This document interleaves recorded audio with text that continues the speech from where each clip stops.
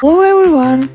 Today we are drawing a puppy named Chase from the cartoon Paw Patrol. First, we draw the head, body, paws, tail. We draw big ears.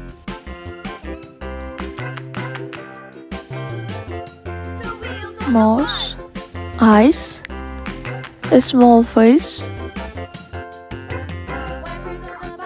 Now we start coloring it all in cinnamon color.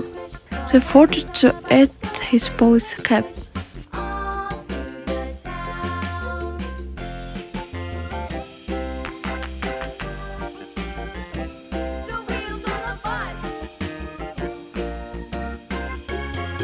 The inside of the ears will be pink.